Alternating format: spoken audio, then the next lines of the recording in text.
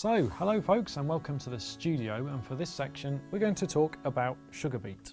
Now, before we talk about sugar beet, I've got to talk a little bit about Graham Moorfoot here, who joins us in the studio today, and you're something of a prolific layout builder, aren't you, Graham? Because let's face it, we've had quite a few of your layouts in the magazine and on the DVD. So we've had Billingborough, we've had, what else, Caroline Concrete Works recently.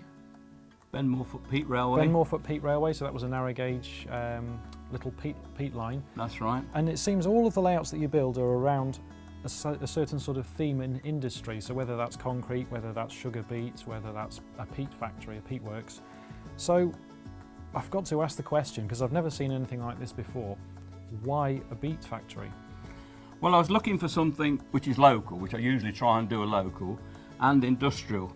Yeah. Now, there's not much industrial railways in South Lincolnshire.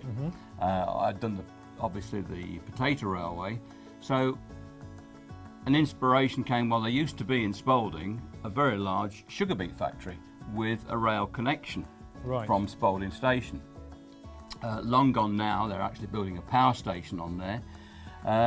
So that was the inspiration. And talking to local people, there was quite a bit of information, historic information that I could get from local people. Very little published, but as a child I would come here with the farmers with a loaded sugar beet lorries, so I remember what it was like.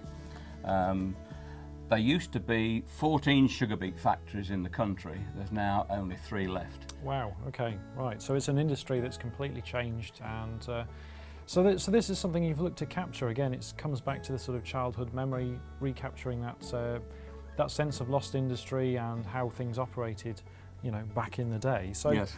Talk us through how things operate. So it's a terminus layout in a sense, because you've just got sidings at this end and a very small field yard at that end. So what happens on the layout? Usually the loaded train comes in through a siding there from a branch line from the main line. Okay. Into the centre section road there. The locomotive uncouples, runs around, takes off the goods van, and then takes any loaded sugar vans or molasses or beet pulp wagons away, and off it goes. Okay. And then the company-owned switching, or the company-owned shunting engine. Yeah, so we've got a little austerity there. Yes, yeah. J94 comes in, and then that will shunt the yard, moving the wagons to various places.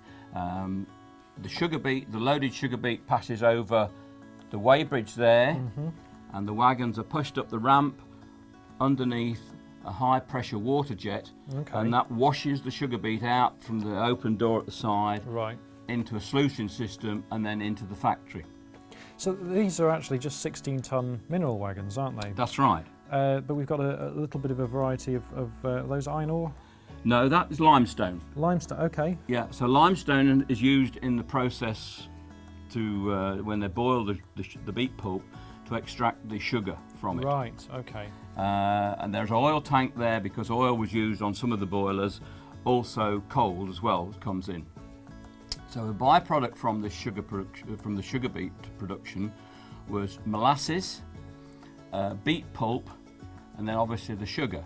So 4,000 tonnes of sugar beet, which is the average amount per day which came into the sugar factory, would produce 700 tonnes of sugar and 400 tonnes of sugar beet, plus molasses. So it's arriving as straight from the field. That's right. How's it departing? Is this something that's, I guess it's not done in bulk form as it is now? There was no bulk form in this era. It was all bagged into paper sacks.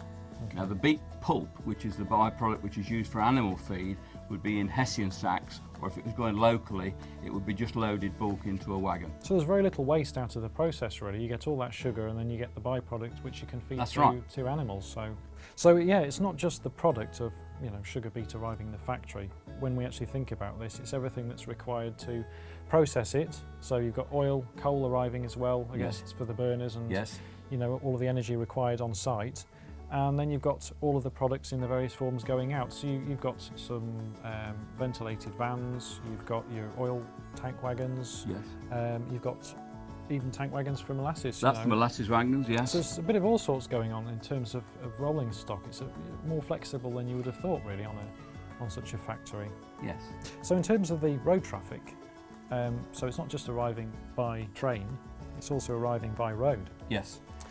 So I guess it's the same process whether it's wagon or Tractors. tractors. Yes. Yeah. So this is the weighbridge, the road weighbridge.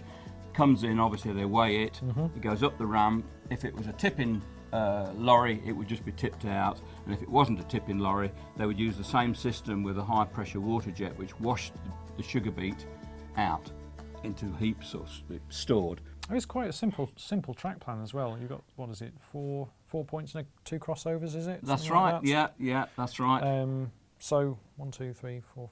Sorry, 5 points and 2 crossovers. Yes. But, yeah. Double slips. Operationally, I guess it's DC controlled. DC. There are only 3 inputs into it. Just happen to see this. What's? Right. So this is a digital unloader. Oh right, okay. I see where this is going.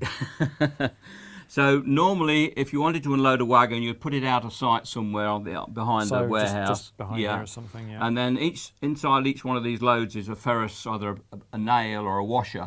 So when you came to taking it off, you could just lift it out.